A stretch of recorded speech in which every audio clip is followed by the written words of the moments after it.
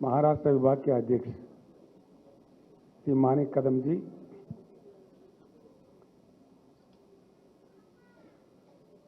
हमारे आहिरी कॉन्स्टिट्यूंसी के ex MLA दीपक आत्रम जी,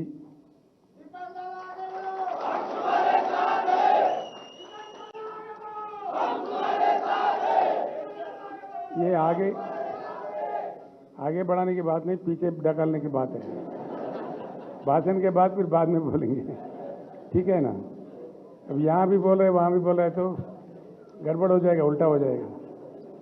देश अभी परेशान है और परेशान नहीं कर रहा, ठीक है। पहले या बाद में मंच पर बैठे हुए हमारे तेलंगाना राज्य के मंत्री जी श्री श्रीनिवास गौड़ जी, हमारे एक्स स्पीकर असेंबली श्री मधुसूदनाचारी जी और अन्य वरिष्ठ सीनियर एमएलए, महाराष्ट्र से पधारे हुए आनंदराव अंगलवार जी, श्रीमती रेशमा चौहान जी, प्रोफेसर बलबीर सिंह जी, रविंद्र सिंह सलूजा जी, फसला सम्मैया साहब और सम्मैया, आप ही का नाम है।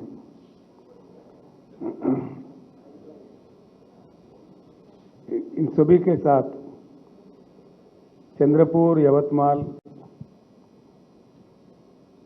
राजूरा, कुछ अन्य जगहों से, गढ़चिरौली, यहाँ से आए हुए हमारे भाइयों बहनों, मैं हम सभी लोगों को प्रणाम करता हूं और बीआरएस पार्टी में मैं पूरी दिल से आपका स्वागत करता हूं।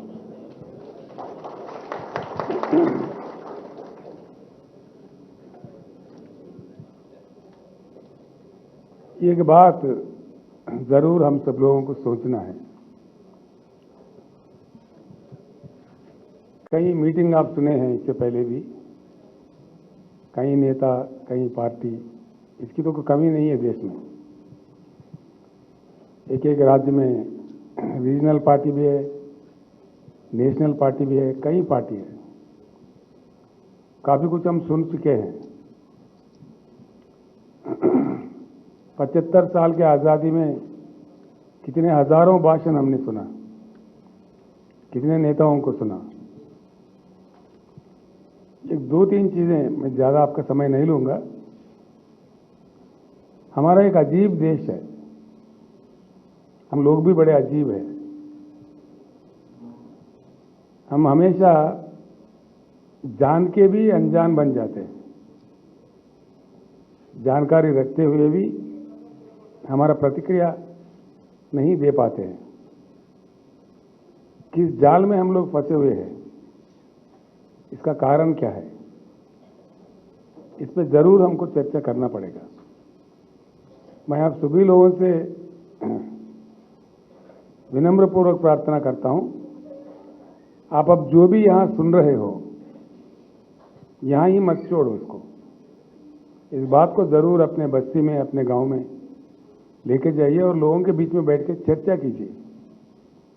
वहां हम गए थे, ऐसा केसीआर ऐसा कहा था, ये कहाँ तक सच है, कहाँ तक झूठ है, क्या है, इस चीज का आगे पीछे क्या है, ऐसा आप करें तो काफी देश का फायदा होगा। बीआरएस पार्टी एक चुनाव के लिए, किसी को नेता बनाने के लिए नहीं आई है। बीआरएस कोई एक राज्य का पार्टी नहीं है। भारत को परिवर्तन होना जरूरी है, पूरे भारत को। जब तक हम परिवर्तित नहीं हुए तब तक हमारा जीवन नहीं बदलेगा। बस भाषण सुनते रहोगे, कव्वाली सुनते रहोगे, सियासी नेताओं का गुणगान सुनते रहोगे, लेकिन हालात में कोई बदलाव नहीं आने वाला है। ये पक्का लिख के रखो आप, क्योंकि 50 साल से मैं भी राजनीति में हूं, मैं देख रहा हूं। एक ऐसी देश है हमारा, सब कुछ हमारे आंखों के सामने है, हमारे आंखों के सामने है, हमारी अपनी संपत्ति है, किसी से भीख मांगने की जरूरत नहीं है। दो ऐसी चीजें है जिसके लिए आज महाराष्ट्र तरस रहा है, सारे भारत भी तरस रहा है, महाराष्ट्र ही नहीं। महाराष्ट्र में जो हालत है करंट का, पानी का, ऐसे ही हालत पूरे भारत का है, पूरा भारत सिवाय तेलंगाना छोड़ के, एक तेलंगाना छोड़ के।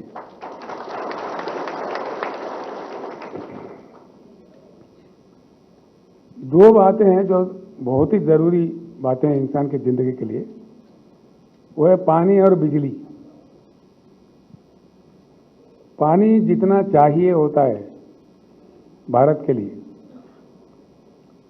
उससे डबल पानी हमारे देश में है। ये जरूर याद रखिए इस बात को। जितना पूरे भारत को चाहिए सिंचन के लिए, पीने के लिए, उद्योग के लिए, अन्य चीजों के लिए, कुल मिलाकर जितना पानी हमारे लिए चाहिए उससे डबल पानी हमारे देश में उपलब्ध है, फिर भी हम उससे वंचित हैं। क्या कारण है? इस एक चीज को जान जाए तो सब कुछ समझ में आ जाएगा। वो भाई साहब वहां बैठे यवतमाल से आए, आपका शुभ नाम क्या है? मालवी। मालवी जी बता रहे थे, मैं जब शाल पहना रहा था उनको तो बता रहे थे मेरे कान में मुंह डाल के, महाराष्ट्र में खिचड़ी सरकार से हमको बचा लीजिए।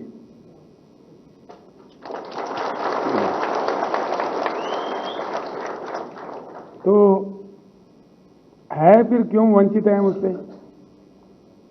अब पानी के लिए हिंदुस्तान को ना रशिया को भीख मांगना पड़ेगा, ना अमेरिका से किसी से पूछने की जरूरत नहीं है, ना किसी की अनुमति की जरूरत नहीं है, हमारे अधिकार में है। फिर क्यों नहीं मिल रहे पानी?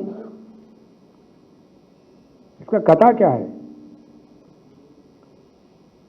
सियासत, राजनीति, पॉलिसी, संविधान आसमान में नहीं है, जमीन में है। मैं जमीन की बात कर रहा हूं। पानी के बिना जिंदगी नहीं है। और सबसे बड़ी बात यह है जिसकी हमें बिल्कुल फिक्र नहीं है, पानी किसी फैक्ट्री में नहीं बनाया जा सकता किसी भी कीमत पर। इंसान पानी को तैयार कर ही नहीं सकता। पानी भगवान का देन है, प्रकृति का देन है। आपने कभी देखा किसी फैक्ट्री में पानी बना कहीं? छोटी सी बात है, लेकिन ये भी हम कभी सोचा नहीं है, क्योंकि हमको ख्याल ही नहीं है इस बात के बारे में। पूरे दुनिया में पानी कहीं भी कोई फैक्ट्री में नहीं बनता, ये भगवान के फैक्ट्री में प्रकृति के जरिए हमारे पास पहुंच जाता है। बहुत ही अमूल्य चीज है, इसको ऐसा संभाल के रखना चाहिए। लेकिन हमारा देश बड़ा अजीब, हमने बाढ़ भी देखा है, कई प्रांत हमारे देश में बाढ़ से प्रभावित है, अतिवृष्टि से, अनावृष्टि से हमने सूखा भी देखा है। फिर भी हमारे पास कोई सब अपने हालात पे मुतमईन है। ना नेता को चिंता है, ना हमको चिंता है। नेता को चिंता इसलिए नहीं है कि आप बराबर उनको वोट दोगे ना, किसी न किसी को तो दोगे ही, फिर क्या चिंता पड़ी है? उनका तो दुकान चल ही रहा है, एक से नहीं चलेगा तो वही का चलेगा। तो हमारे क्या बिगड़ है? अब कितने किसान मरो, कितना किसान आत्महत्या करो, हमको क्या पड़ी है? हम तो बेवकूफ है एक महीने में, बट वोट दिए जा रहे हैं हम लोग एकदम। अब वोट आ जाए तो हमारे बीमारी आ जाती है। वोट जैसा आ गया, कई कई किस्म की बीमारियां लग जाती है, जातिवाद का बीमारी, धर्मवाद का बीमारी, हम बढ़ जाते हैं। अरे भाई हमारे भवने साहब है, हमारे साले साहब है, उन्होंने फोन करके बोला भाई मुंबई से, मुझे उधर ही देना पड़ेगा। वोट इतनी अमूल्य चीज है जो अपना जीवन का मतलब पूरा नीचे या ऊपर करने वाली चीज है। लेकिन हमारे देश में हम यूं ही दे रहे वोट। किसको दे रहे, क्या दे रहे, क्यों दे रहे, वो जिसको भी दे रहे देने का मतलब क्या है, इसको बिल्कुल समझना चाहिए। अगर नहीं समझेंगे तो खत्म मामला यही रहेगा। जो लोग चंद्रपुर से है, जो लोग गढ़चिरौली से है, बड़ा अजीब लगता है भाई। गढ़चिरौली से लग के गोदावरी बहता है, इतनी महान नदी, गढ़चिरौली में पीने का पानी क्यों नहीं है? क्या कथा है ये किसकी कमजोरी है? सुख भाई सुबह है, बहुत जबरदस्त है, आमदार है, खासदार है, चीफ मिनिस्टर है, मंत्री है, किस चीज की कमी है? असेंबली है, मंत्रालय है, फिर हो क्या रहा है? और पानी जितना हमको जरूरत है, इस बात को जरूर याद रखें। बरसात होती है हिंदुस्तान में 1,40,000 टीएमसी की, 1,40,000 टीएमसी, जिसमें से आधा पानी जब बरसात होते रहती है बाष्पीकरण होता है, एवापोरेट हो जाता है। उसके बाद 70,000 टीएमसी पानी, शुद्ध पानी, जो हम हर चीज के लिए इस्तेमाल कर सकते हैं, वो अपने नदियों में बहता है। भारत का भूमि, अमेरिका देश है, हमसे 2.5 गुना बड़ा है। चाइना देश है, हमसे 1.5 गुना बड़ा है। लेकिन उनके पास कृषि वाला भूमि, जो कृषि योग्य भूमि है, बहुत कम है हमसे। अमेरिका के पास 19% है, चाइना के पास तो 16% ही है। हम भारतवासी इतने खुश नसीब है कि सीधे ही हमारा भूमि 50% भूमि कृषि योग्य भूमि है भारत में, 50%। भारत का पूरा भूमि है 83 करोड़ एकड़, 83 करोड़ एकड़। अगर एकड़ में हम मापे इसको तो 83 करोड़ एकड़ की हमारी भारत की पूरी जमीन है, जिसमें सीधे ही 41 करोड़ एकड़ कृषि योग्य भूमि है। तो क्या होना चाहिए? हमारा देश पूरी दुनिया को खिलाना चाहिए। हिंदुस्तान का जो शेतकारी है, शेतकार बोलते हो आप, शेतकारी, मुझे बार बार बोलना पड़ेगा, देखो थोड़ा, अरे कोई जरा उनको पकड़ लो भाई।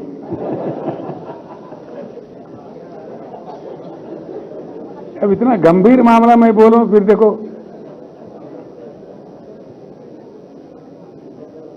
जो हमारे किसान है, कैसा होना चाहिए था? दुनिया का अव्वल दर्जा किसान होना चाहिए था। किसान के साथ क्या होना चाहिए था? किसान खेत में उगाए फसलें, और जो भी पैदावारी है किसान की, वो सीधे फूड प्रोसेसिंग फैक्ट्री, दुनिया के अलग अलग तरीके हैं ना खाना खाने का। कोई रोटी बना के खाता है, कोई सूप बना के पीता है, कोई सीधे खाना खाता है जो राइस वाला है, अलग अलग तरीके से खाते हैं। वो सारे चीज हमारे पास बनना चाहिए था, क्योंकि इतने ढेर सारे किसान हैं और किसानों के बच्चे हैं।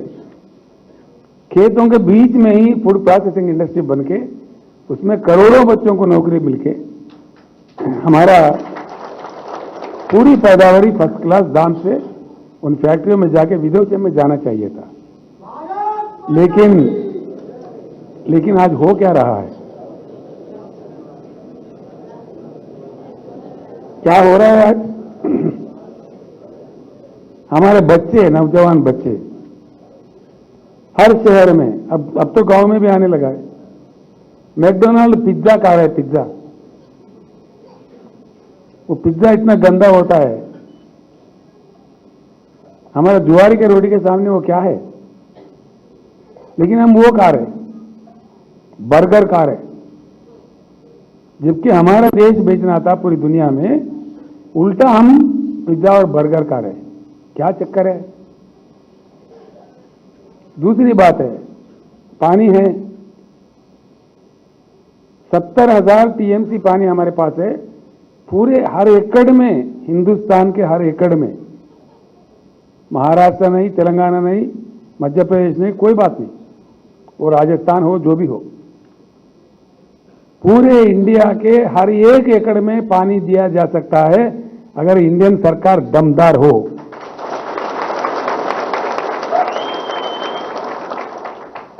हंड्रेड % सही बात है। ये आंकड़े मेरे नहीं है, मैं जो आंकड़े बता रहा हूं मेरे नहीं है, सेंट्रल गवर्नमेंट के, सेंट्रल वाटर कमीशन के आंकड़े हैं। पूरी हर एकड़ में दिया जा सकता है, फिर क्यों नहीं दे रहे भाई? पानी जा रहे कहां पे? हमारे आंखों के सामने गढ़चिरौली जिले से, सिरोंच तालुका में से सीधे जा रहे बंगाल की खाड़ी में। बस हम बैठे हैं अपनी जगह, हमारे नेता, हमारे मुख्यमंत्री, हमारे प्रधानमंत्री सभी के सामने बह रही है। कितनी बड़ी गोदावरी जाती है सिरोंच के पास, आप लोग सभी जानते हैं। अब सवाल यह है, अब 75 साल में जो मजाक हमारे साथ हुआ, हमारे साथ जो खिलवाड़ हुआ, ये ऐसा ही चलते रहे या ये बंद हो और बहती पानी हमारे भूमि पे आ जाए, हमारे प्यासी खेतों में आ जाए, लोगों को पीने का पानी भी आए, ये हो या ना हो, ये सवाल है। भारत राष्ट्र समिति इसीलिए पैदा हुआ है, ये नाटक बंद करके, बहती पानी पूरे अरेस्ट करके, बांध बना के कम से कम समय में पूरे खेतों में पानी भरना है, सोना उगाना है, किसानों के घर माला माल होना है। ये भारत राष्ट्र समिति का शपथ है। ये होना कि नहीं होना, ये सोचिए, इस बात को ध्यान में रख के सोचिए।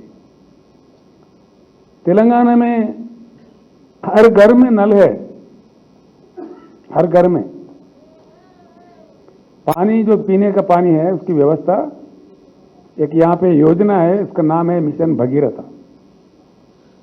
उसमें पानी ऐसे ही नहीं छोड़ते, उसके 65 टेस्ट करते हैं छोड़ने से पहले, जो अमेरिका में भी नहीं करते। मॉडर्न टेक्नोलॉजी है। हैदराबाद के जो बंजारा हिल्स है, जुबली हिल्स है, जहां बहुत बड़े करोड़ोंपति अरबोपति रहते हैं, यहां बंजारा हिल वाला अरबोपति जो पानी पीता है, हमारा आदिलाबाद जिले में जंगल में गोंड भी वही पानी पीता है। हर घर में नल है, हर घर में, पूरे मकान में, और हर दिन शुद्ध पानी उनको मिलता है, भरपूर पानी मिलता है। महाराष्ट्र में ये क्यों नहीं? कितने नदी निकलते हैं महाराष्ट्र से, डजन के ऊपर है। पेनगंगा, वेनगंगा, वारदा, गोदावरी, मूला, प्रवरा, कृष्णा, पंचगंगा, कितने हैं, मंजीरा, भीमा, बहुत लंबा चौड़ा लिस्ट है। जहां से इतने सारे नदियां निकलते हो, प्रकृति ने इतना दया दिया है महाराष्ट्र के पावन धरती पे, फिर क्यों हमारे लोग प्यासे हैं? पानी के लिए क्यों तरसना पड़ता है? मैं गया था वहां, वो औरंगाबाद में, वहां बोले 8 दिन में एक बार आता। अकोला वाला था, अकोला वाला बोले अकोला में भी यही हालत है, हर जगह। मतलब फिर क्या, किधर है, क्या है, क्या हो रहा है? इन चीजों पर जरूर हमको सोचने हैं, वक्त आ गया है। अब यवतमाल में सबसे ज्यादा आत्महत्या कर रहे, क्यों कर रहे? वो हमसे लग के दुख होता है। और यवतमाल वाले जानते हैं, 8-9 साल पहले तेलंगाना का हालत भी इससे बुरा था एकदम। यहां ना पीने का पानी था, बिजली भगवान जाने कब आता कब जाता। आधी रात में बिजली दो किसान को, वो रात में गया, किसी को सांप काटा, किसी को बिच्छू काटा, किसी को करंट शाक लग के मर गया। हमारे किसान भी यहाँ आत्महत्या करते थे, हमारे बुनकर भी आत्महत्या कर रहे थे। कई जिलों में से आधे आधे लोग पलायन थे। यहां भी कोई ठीक से मामला नहीं था। भगवान का कृपा हुआ, हम लोग लड़े, तेलंगाना मिले। अब यहाँ स्थिति बदल गया, आत्महत्या बंद हो गया, जो लोग पलायन में थे वो पूरे वापिस आ गए। अच्छा काम हुआ। किसानों को 24 घंटा करंट मिलता है, मोटर जलता ही नहीं है, ना ट्रांसफार्मर जलता ना मोटर जलता। छोटी सी बात है, किसानों का 3-4 काम और काम हुए। किसानों को हम हर एकड़ में 10,000 रुपए देते हैं निवेश के लिए। एक फसल में 5,000, दूसरे फसल में 5,000। उसका कोई लिमिट नहीं है, छोटा किसान हो, थोड़ा मध्यम किसान हो, पूरे दे देते हैं। पूरे राज्य को हमने 2,601 हिस्सों में बांटा है, उसको अग्री क्लस्टर बता दिया। 2,601 क्लस्टर बना दिए। उसका एक एग्रीकल्चर ऑफिसर को अपॉइंट किया है, 5,000 एकड़ का एक क्लस्टर। उस क्लस्टर में जितने भी किसान हैं, इनके पास पूरे एड्रेस, फोन नंबर, आधार कार्ड नंबर पूरा है। हम निवेश भी देते हैं और किसान को वो चाहे किसी भी कारण से उनका देहांत होता है, 5 लाख रुपए उनके नाम बीमा किया है। तो बीमा का जो प्रीमियम होता है सारा सरकार ही बन देता है, किसान से एक पैसा भी नहीं लेते। किसान का मृत्यु हो गया, 8 दिन के अंदर उनके पास उनके धर्मपत्नी के हाथ में पैसे पहुंच जाता है, बिल्कुल 8 दिन के अंदर। ऐसा 1 लाख परिवारों में जा चुका है अब तक, 1 लाख परिवार। 1 एकड़ वाला किसान हो, 2.5 एकड़ वाला किसान हो, उनकी मृत्यु हो गए तो उस फैमिली की क्या हालत हो जाती है। तो इसीलिए खेती किसान को कड़ा करने के लिए, फिर ना गिर जाए, इसका भी प्रबंधन हुआ है। और किसान कोई भी क्रॉप उगा दो, पूरा धान सरकार खरीदता है, पूरा का पूरा। अभी चल रहा है, आज के दिन चल रहा है, हमारे सारे एमएलए मंत्री उसी में लगे हुए हैं। 7,100 के ऊपर हमने खरीदारी केंद्र खोला है। 2 गांवों पे बीच में, 2 गांव के बीच में ऐसा केंद्र खोला है। सारे ही धान किसानों का खरीदते हैं और 3-4 दिन के अंदर उनके, 5 दिन के अंदर उनके खाते में पैसे चला जाता है। सबसे बड़ी बात यह है, अच्छी बात यह है कि 10,000 रुपए निवेश जो देते हैं उनके लिए किसान को कहीं नहीं जाना पड़ता, ना कोई ऑफिस जाना, ना दरखास्त देना, कोई नहीं। यहां सीधा सेक्रेटरीट में हैदराबाद में पैसे डालते हैं, उनके खाता में चले जाता है। बीच में ना कोई दलाल, ना कोई दरखास्त, ना कोई दफ्तर, कोई नहीं। अब किसान का मृत्यु होने पर जो बीमा पैसे जाता है वो भी ऐसे जाता है, बिल्कुल कोई दफ्तर नहीं जाना, कोई फोटो नहीं, कोई कुछ नहीं, सीधा पैसे चले जाता है। धान खरीदते हैं, उनको कहीं जाना नहीं पड़ता है। धान खरीदा तो तभी रिकॉर्ड हो गया, तो सीधा उनके खाते में पैसे चले जाते हैं, कहीं जाने का नहीं। ये है किसान को राजा बनाने का तरीका, बातों में नहीं। किसान घर बैठे सब पा जाता है यहां पे। और इसके बाद तलाटी जो है ना, आप जानते हो तलाटी कितना पावरफुल है, हाँ? खून चूसता है ना। महाराष्ट्र में तो मेरे दोस्त बता रहे थे, उनको ब्रह्मदेव बोलने लगे लोग, जिसका चाहे किस्मत बदलो। अब मेरे जमीन इनको लिख दिया, इनके जमीन आपको लिख दिया, आपका इनको लिख दिया।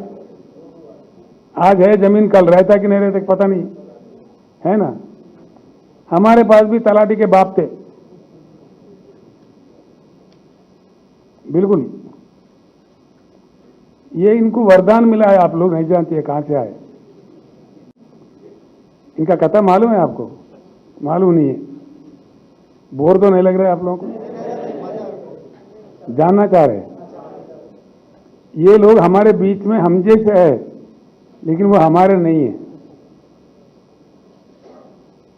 राम जी थे ना, श्री राम जी। अब सीता माई को रावण चुरा के लंका में रखने के बाद तो राम जी अपने वानर सेना लेकर युद्ध में गए। अरे बड़ा अजीब आदमी है भाई। अच्छा, ये भी उसी जमात के है।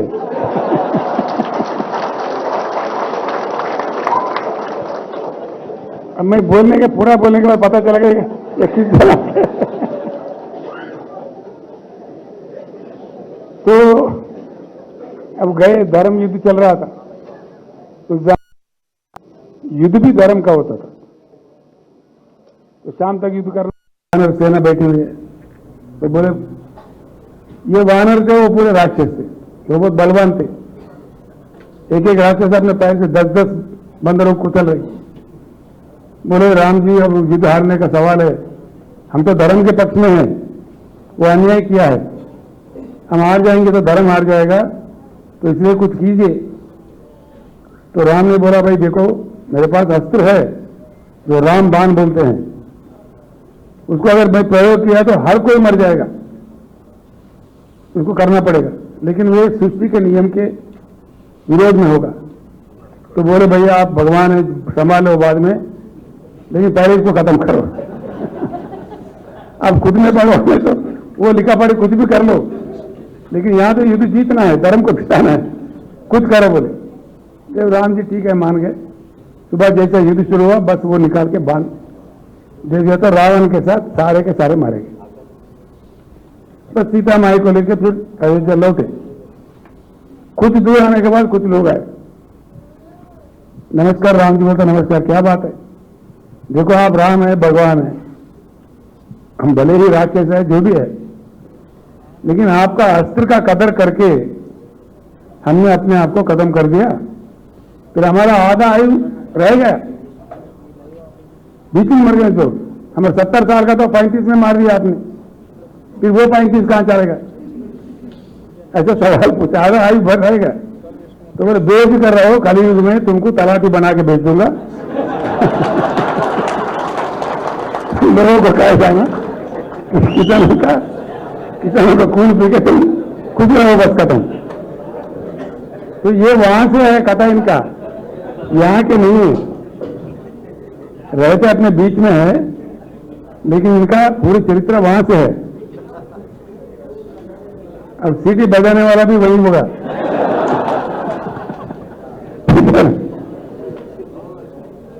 तो यहां तलाटी व्यवस्था हमने बर्खास्त कर दी, तेलंगाना में निकाल दिया। पूरे लोगों को समझा के उनका नौकरी नहीं निकाला, हमने उनके पेट पे नहीं मारा, लेकिन उनका वो व्यवस्था खत्म कर दिया, उनको दूसरे डिपार्टमेंटों में तब्दील कर दिया। और यहां पे रजिस्ट्रेशन के लिए जब जाते हैं, सिर्फ 15 मिनट में रजिस्ट्रेशन होता है, 15 मिनट। रजिस्ट्रेशन के ऑफिस के सामने पड़े रहो, सड़े रहो, ये बात नहीं है।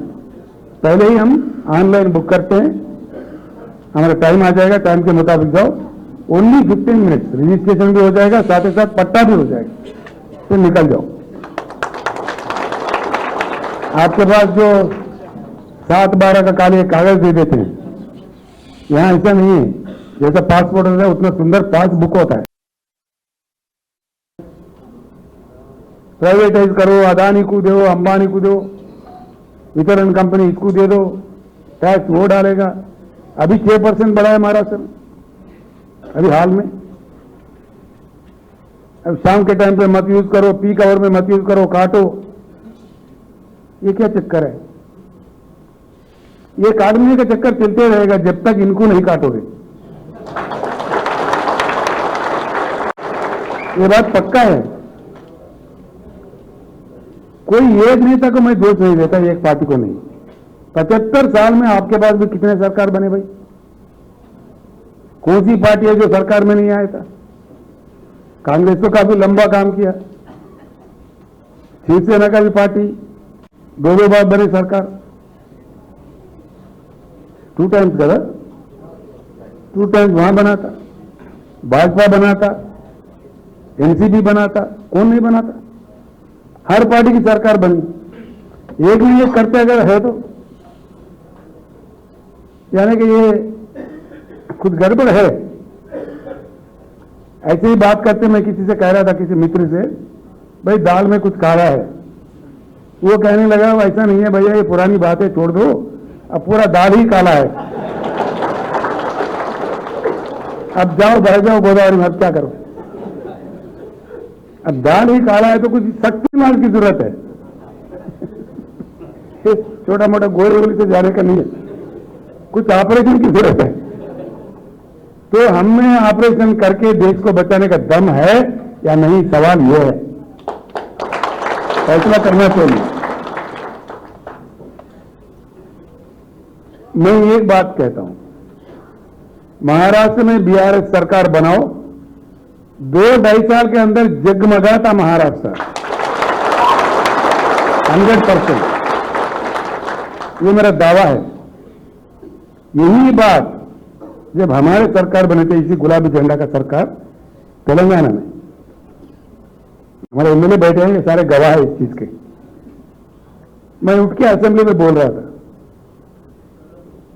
जो कांग्रेस विपक्षी नेता थे उनका नाम जाना रेड्डी साहब है, अब तेलंगाना के असेंबली में है रिकॉर्ड में, मैं जो कह रहा हूं बात, वो उठ के बोला, चंद्रशेखर जी, एक एक राज्य में रीजनल पार्टी भी है, नेशनल पार्टी भी है, कई पार्टी है, काफी कुछ हम सुन चुके हैं। 75 साल के आजादी में कितने हजारों भाषण हमने सुना, कितने नेताओं को सुना। एक 2-3 चीजें, मैं ज्यादा आपका समय नहीं लूंगा। हमारा एक अजीब देश है, हम लोग भी बड़े अजीब हैं। हम हमेशा जान के भी अनजान बन जाते हैं, जानकारी रखते हुए भी हमारा प्रतिक्रिया नहीं दे पाते हैं। किस जाल में हम लोग फंसे हुए हैं, इसका कारण क्या है, इस पर जरूर हमको चर्चा करना पड़ेगा। मैं आप सभी लोगों से विनम्रपूर्वक प्रार्थना करता हूं, आप अब जो भी यहां सुन रहे हो, यहां ही मत छोड़ो इसको, पूरे भारत को। जब तक हम परिवर्तित नहीं हुए तब तक हमारा जीवन नहीं बदलेगा। बस भाषण सुनते रहोगे, कव्वाली सुनते रहोगे। मैं बोला 2.5 साल के अंदर दे देंगे, 24 घंटा, तो बोले 2.5 साल में नहीं, आप अगर 4 साल में भी दो तो मैं अपने पार्टी छोड़ूंगा, गुलाबी शाल पहनूंगा, आपका कार्यकर्ता बनूंगा। बस वो भूल गया, वो बात अलग है। उनका ये चैलेंज था, उनको उनके ऊपर ही विश्वास नहीं था ये काम कर सकते हैं। उनके नालायकपन हम पे टोकने का कोशिश कर रहा था वो। अभी भी आप कहोगे ना जाके वहां चांदा में, बलारचा में, गढ़चिरौली में, आपको भी उल्टा ऐसी सवाल करेंगे। एक प्रचार निकाल रहे अभी महाराष्ट्र में भी, अरे ये केसीआर जो कह रहे ये सारा कुछ अगर महाराष्ट्र में भी दे दे, किसानों के एकड़ में 10,000 दे दो, फलाना दे दो, ये दे दो, तो महाराष्ट्र सरकार का दिवाला निकलेगा। अब हम यहाँ 7 साल से दे रहे हैं, हमारा दिवाला तो नहीं निकला। छोटा राज्य है, महाराष्ट्र से कमजोर है, इनका दिवाला नहीं निकला तो महाराष्ट्र का क्यों दिवाला निकलेगा। हाँ, जरूर है कि नेताओं का दिवाला निकलेगा, जो खाने वाला है ना वो बंद हो जाएगा, उनका दुकान बंद होगा। बीच में जो खाने वाले अफसर होते हैं, दलाल होते हैं, उनके दुकान बंद हो जाएगा, ये कुछ नहीं होगा। तो ये 2 चीज से आप समझ सकते हैं। कई और बातें हैं, अर्थशास्त्र के है, देश की इकोनॉमी है, कई चीजें हैं, मैं कहने लगूं तो कल ये समय तक भी समय काफी नहीं होगा, इतना लंबा चौड़ा मामला। आप लोग आसानी से समझ जाओ, ये 2 बात, जो पानी है, जो बिजली है, इससे हम क्यों वंचित है, क्यों वंचित रखा गया है देश को, इसका कारण कोई बता दे। आप यही पूछिए, ये बिल्कुल किए जाने वाला काम है, डूएबल है, इसमें कोई किसी को भीख मांगने की जरूरत नहीं है। भगवान का दिया हुआ, प्रकृति का दिया हुआ हमारा अपना संपत्ति है। और इसके लिए एक बात और मैं कहना चाहूंगा, हमारी स्थिति अगर बुरा है तो बिल्कुल जीवन भर याद रखिए, कोई दूसरा देश वाला आके हमारा स्थिति को नहीं सुधारेगा। तो किसी भी दिन को कोई भी नहीं आएगा, हमको खुद जागना पड़ेगा। हम कितने होशियार है, कितने जल्दी जागेंगे, कितना लेट करेंगे, इस पर निर्भर है। जितना लेट हो जाए उतना कष्ट हो जाएगा, उतना नष्ट हो जाएगा, वो नुकसान हमको फिर झेलना पड़ेगा। लेकिन जल्दी जाग जाए तो स्थिति में सुधार भी जल्दी आ सकता है। हम कितने होशियार है, कितने जल्दी जाग जाएंगे, कितनी मतलब चेतना है हमारे बीच में, सवाल इस चीज का है। तो मैं आप सभी लोगों से विनती करता हूं, एक अच्छी बात जब आती है, और मिसाल है ना, मैं कह रहा था कल महाराष्ट्र में, महाराष्ट्र राज्य के लिए कोई रॉकेट साइंस सीखने की जरूरत नहीं है। तेलंगाना में किया हुआ चीजें इसका मक्की का मक्की नकल करो ना भाई, खत्म हो गया मामला। कोई बड़ा चीज नहीं है, एज इट इज भी करो, बहुत हो गया, कम से कम एक लेवल पे आ जाएंगे। तो ये नहीं कर रहे, इसीलिए मेरा आपसे प्रार्थना है, किसी भी देश जो रूटीन में चलते हुए कष्ट और नष्ट झेल रहे थे, उससे उठ के, उससे उभर कर ऊपर आके काम किया, वहां ही विकास देखने को मिलता है। जैसा कि चाइना है, हमसे बुरा हालत था, हमसे कम जीडीपी था, लेकिन आज क्या है, चाइना देश का नंबर, पूरे वर्ल्ड का नंबर 2 इकोनॉमी है। बगैर चाइना के दुनिया ही नहीं है। आप लोग चंद्रपुर में, बरारपुर में कितने चाइना बाजार है। मेक इन इंडिया बोले तो मेक इन इंडिया सक्सेस हुआ तो भारत बाजार लगना चाहिए था।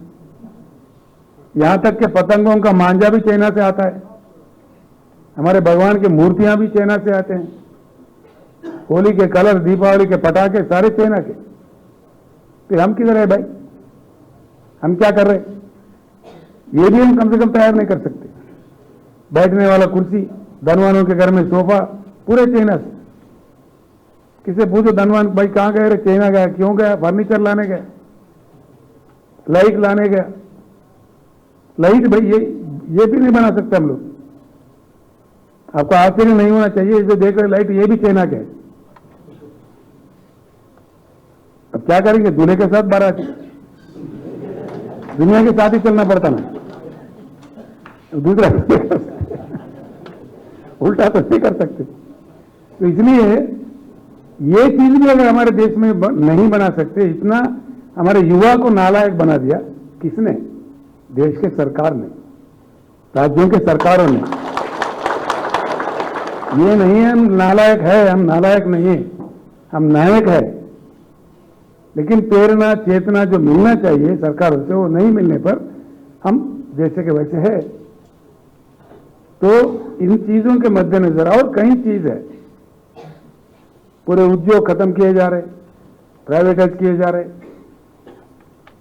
पूरे जागीर के जैसे बांटे जा रहे, लाखों करोड़ों वाला हमारी संपत्ति देश की प्राइवेटाइजेशन के नाम LIC भी बेचा जा रहा है। आखिर हम कहां जाएंगे, कहां पहुंचेंगे? खतरा सर पे मंडला रहा है। इसलिए मैं आप लोगों से प्रार्थना करूंगा, आप इतने दूर से इतना कष्ट, इतना श्रम लेके आए हैं, तो आपका ये टूर फजूल न जाए। कम से कम आप एक एक आदमी को एक KCR बनना चाहिए। कम से कम अपने बस्ती में, अपने गांव में, अपने तालुका में, जहां भी हो, ये बात पूछ कर, बात चर्चा कर एक 100 लोगों को आप तैयार करना चाहिए। एक दीप से जो दूसरा दीप जलाते हैं, चेतना ऐसे ही आती है, जागृति ऐसे ही आती है। कभी भी एक बूंद मिलके ही समंदर बनता है।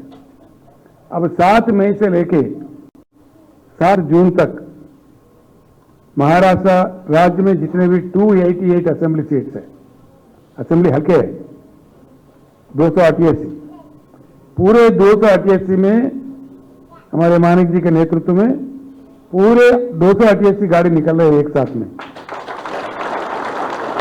हर गांव में कमेटी बनेगी, महिला कमेटी बनेगी, युवा कमेटी बनेगी, किसान कमेटी बनेगी, पार्टी की मेन कमेटी बनेगी और मेंबरशिप भी करेंगे। तो इस प्रकार का 1 महीने के अंदर पूरा लग के एक दीक्षा लेके बना देते हैं। फिर किसी महाराष्ट्र का एक सेंटर देख के वहां पे हम लोग किसान रैली करते हैं बहुत बड़ा, 10-12 लाख का। तब हमारी शक्ति का प्रदर्शन होगा, तब सारा आ जाएंगे। मेरी बात खत्म करने से पहले मैं एक अनुरोध आपसे करूंगा। एक बात इसमें स्पष्टता होना चाहिए हमको, कोई इधर उधर सोचने की बात नहीं। अब किसान आत्महत्या करने की स्थिति पे आ गए। रोज का 9-8 का आंकड़ा चल रहा है महाराष्ट्र में। किसी को कोई पड़ी नहीं है, बेफिक्र है। मैं एक बार नांदेड़ में आया था महाराष्ट्र में, पहली बार, एक ही बार आया। तो बोले महाराष्ट्र सरकार बजट में लगा दिया, हर किसान घर को 6,000 रुपए देंगे, घर को, पूरे हर किसान को नहीं, 6,000। तो उसका बाद में मैं लोहा में आ रहा था, नांदेड़ में। वहां के भूतपूर्व मुख्यमंत्री और अभी के उप मुख्यमंत्री जो देवेंद्र फडणवीस जी है, उन्होंने एक बयान दिया अखबारों में, चंद्रशेखर जी आपका काम तेलंगाना में है, महाराष्ट्र में क्यों आ रहे? मैं बोला 6,000 क्यों दिए भीख के जैसा, 10,000 दो तेलंगाना के जैसा, बीमा कराओ और दलित बंधु दलितों को दे दो, तेलंगाना का मॉडल इंप्लीमेंट करो। मेरा काम खत्म, मैं मध्य प्रदेश चले जाऊंगा, आप आराम से महाराष्ट्र संभाल लो। इतना ही कहा मैंने। पूरा तेलंगाना मॉडल अमल करो, कानून पास करो, अभी असेंबली चल रहा है, मेरा काम खत्म, मैं मध्य प्रदेश चले जाऊंगा, कहीं अन्य जगह चले जाऊंगा। उसका फिर जवाब नहीं। तो ये चक्कर है। सिंपल बात है, आप किसी से भी क्वेश्चन पूछिए, जब तेलंगाना में ये सारे बात संभव है, महाराष्ट्र में क्यों नहीं, सारे भारत में क्यों नहीं? जब तक ये नहीं पूछेंगे, जब तक ये नहीं निकालेंगे, तब तक नहीं निकलेगा। इसके लिए पहला सीढ़ी, मैं आपसे पूरे लोगों से प्रार्थना करता हूं, गौर से सुनिए। एक ट्रिप चंद्रशेखर का नांदेड़ में हुआ तो 6,000 घर में आ गए, कम से कम रास्ता तो निकला। देखते हैं क्या क्या होता है। लेकिन एक बेटर मंत्र मैं देता हूं आपको। किसान कहां रहते हैं? शहर में नहीं रहते, गांव में रहते। आगामी जिला परिषद चुनाव जो भी आ रहा है, ये किसान के हाथ में है और संविधान ने हमको अधिकार दिया है, जो वोट हमारे पास हमारे हक में है, हम जिधर चाहे इस्तेमाल कर सकते हैं। मेरे बात मान के पहली वोट, जो पहली सीढ़ी जो जिला परिषद आ रहा है, सारे महाराष्ट्र के जितने भी जिला परिषद है, गुलाबी झंडा लहरा दो। अब क्या नहीं आता मैं देखता हूं।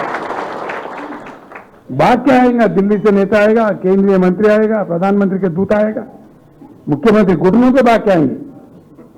उनका जो सिंहासन हिल रहा है तो फिर ही पाएंगे, भैया हम दे देंगे, हम दे देंगे। बिल्कुल। अब सीधा उंगली से घी नहीं निकलता तो क्या करते? टेढ़ा उंगली से निकालते। बस यही तरीका है। उनको कोई शार्ट ट्रीटमेंट दिए बिना भी काम नहीं बनेगा, मैं बता रहा हूं। बिल्कुल। जिला परिषद में ऐसा मार मारो कि सारे ही चले गए तो पूरे हिल जाएंगे। बार बात के आके आप तो कहो किसानों से, भाई देखो अब हम आप लोगों को दोष देंगे, आप जब तक होश में नहीं आओगे कौन मदद करने वाला है आपको? जो आपके हाथ में है ये चीज। गुमराह नहीं होना है। जब चुनाव आए तो बटे नहीं जाना। एक तरफ वोट दे दो किसान पूरे, और किसान 42% है, उनके साथ कामगार भी है। ये लोग मिल गए तो खत्म है मामला। जिला परिषद पूरा चुनो तो मामला खत्म, शुरू हो जाएगा काम होना। बस इतनी बात सबको समझा दे। अब हमारे पास दवा है, उसको इस्तेमाल नहीं करेंगे। चुनाव आया, फिर कोई आगे फिर एक कथा कर रहे तो उसमें फिर बह गए, सिचुएशन में कोई बदलाव नहीं होगा। तो ये आप लोग सोचिए, अपने बीच में भी डिस्कस कीजिए, गांव में जाने के बाद डिस्कस कीजिए, चर्चा रखिए इसका। आपके घर से लेके आपके फ्रेंड्स में, आपके दोस्तों में, आपके बस्ती में, आपके गांव में ये चर्चा कीजिए, इससे काफी मतलब समस्या हमारा खत्म हो सकते हैं, कुछ तरक्की हो सकता है। मैं एक बात और कहूंगा, इसमें कई जवान लोग मेरे सामने हैं, वो चाहे मेरे बहनें हो, माएँ हो, हमारे जवान यूथ हो। मैं इतनी बात चाहता हूं, मैं बिल्कुल, मेरा जो अनुभव है, बिना परिवर्तित हुए भारत का कष्ट दूर नहीं होंगे, बिल्कुल नहीं। अब तक जो चलता हुआ सिलसिला है उसको हमने देख चुका है, समझ चुका है, झेल चुका है, फिर भी उसमें फंसे रहना नहीं चाहिए। भारत का परिवर्तन होना बहुत जरूरी है। और नागपुर में हमने एक परमानेंट ऑफिस भी खरीदा है, औरंगाबाद में भी खरीद रहे हैं। तो इसलिए बीआरएस भारत परिवर्तन का एक मिशन है। जब तक पूरे भारत परिवर्तित ना हो तब तक ये मिशन जारी रहेगा।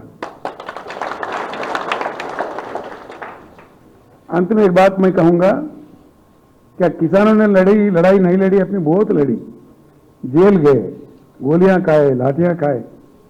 कितने कितने महान लोग, जैसे शरद जोशी जैसे महान नेता थे किसानों के, क्या कम लड़े थे? अभी कोई सीपीएम का मित्र, वो अशोक नवले, प्याज के दाम को लेकर नासिक से मुंबई तक पदयात्रा करे, कभी 50,000 का निकाले, परसों 10,000 का निकाले। क्या नौबत है भाई? पैरों में से खून निकल रहा है, बोचाले पड़ रहे, बूढ़े औरत भी चल रहे थे, वो देखे तो आंखों में पानी आने की सीन थी। क्यों चलना? कितने साल लड़ना? क्या लड़ना ही हमारी जिंदगी है? कोई लड़ने की जरूरत नहीं है, कोई बस जलाने की जरूरत नहीं है, कोई चक्का जाम करने की जरूरत नहीं है। बस वोटों से डब्बा जाम करो, अपने अधिकार में, बिना किसी कोई तकलीफ के सिर्फ वोट जाम कर दो तो खत्म हो गया मामला, पूरे रास्ते खुल जाएंगे, सारी समस्या मिट जाएंगे। तो ये बात है। तो इस चीज को मैं हर एक इसमें व्यक्ति जो है मैं प्रार्थना करता हूं, ये बातें मैं जो कहा यही मत भूल जाइए। जाते जाते भी आप लोग चर्चा कीजिए, गांव में जाने के बाद, अपने बस्ती में जाने के बाद जरूर चर्चा कीजिए, तो इसका एक अच्छा मतलब काम होगा और रिजल्ट भी आएगा। मैं आशा करता हूं आप एक नई चेतना लाने में इतना दूर जब इतने कष्ट लेके आए हैं, फिर एक बार मैं दिल से आप तमाम लोगों का स्वागत करता हूं। और ये कष्ट जो किया है आपने आज, ये व्यर्थ नहीं जाना चाहिए, इसका फल मिलना चाहिए। तो इसलिए जाने के बाद फिर वहां पे आप जरूर प्रभावित कीजिए, लोगों को समझाइए और साथियों को जोड़िए, बिल्कुल हम कामयाब होंगे, हमको सफलता मिलेंगी। जय भारत।